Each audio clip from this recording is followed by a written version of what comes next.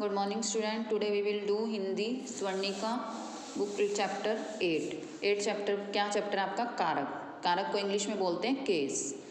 कहता है देखो इन चित्रों को देखिए और उनके नीचे दिए गए वाक्यों को ध्यान से पढ़िए। फर्स्ट क्वेश्चन है रीता ने पुस्तक पढ़ी।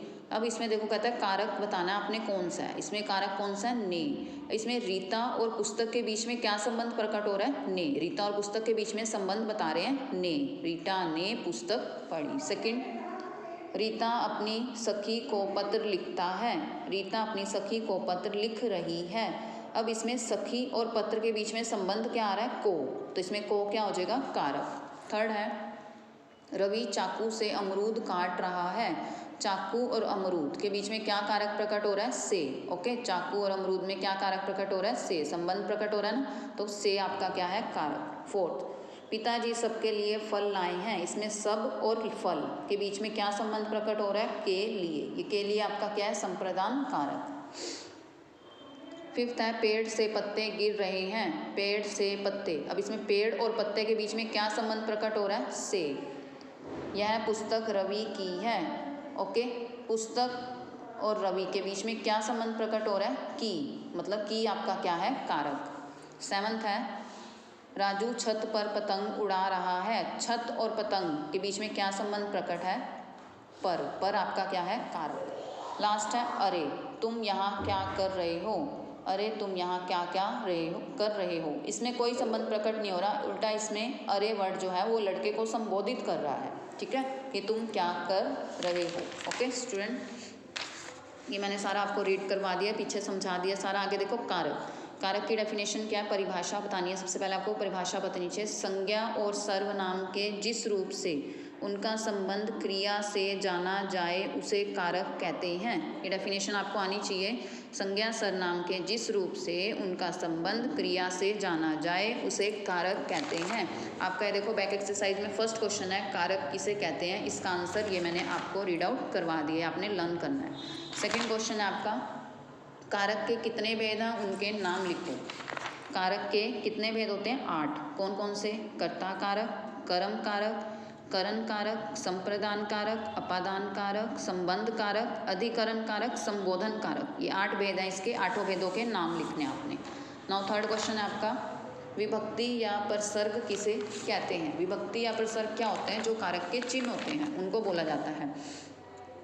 कारक को प्रकट करने के लिए जो चिन्ह लगाए जाते हैं उन्हें विभक्ति चिन्ह या प्रसर्ग कहते हैं। जैसे में, ने, को, से, ये जो आगे आपके विभक्ति चिन्ह आएंगे ये सब क्या होते हैं? प्रसर्ग। इसको प्रसर्ग भी कहा जाता है। तो ये थर्ड क्वेश्चन का आपका आंसर है। आगे देखो कारक और उसके चिन्ह भी आपको पता होने चाहिए। कर्ता, कर्ता के बाद कर्ता ने, कौन सा कारक चिन्ह है? ने।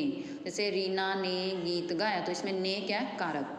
कर्म को, शीला को बुलाओ, कर्म के साथ कौन सा चिन्ह है? को। करण से कौन सा है? के द्वारा वाला, और एक से होता है आपका जुदाई वाला जो अलग हो रहा है। करण से, जैसे उसने चाकू से नींबू काटा, मैं पेन से लिखता हूँ। संप्रदान में कौन सा लगता है? के लिए।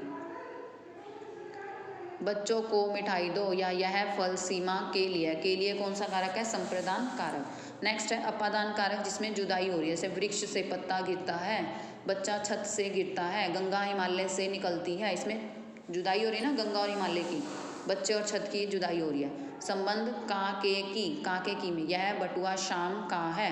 जैसे यह राम की पुस्तक है।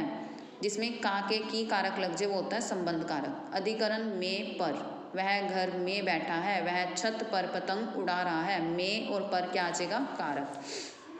संबोधन हे अरे, अब हे अरे ओ ए ये सारे आपके क्या होंगे? संबोधन कारक। ए तुम किधर जा रहे हो, अरे जरा सुनो, ओ इधर आ, ये सारे क्या होंगे? करण कारक। ओके, ये तो चिन्ह थे। नाउ लास्ट क्वेश्चन है करण और अपादान कारक में क्या अंतर है, उदाहरण देकर बताओ।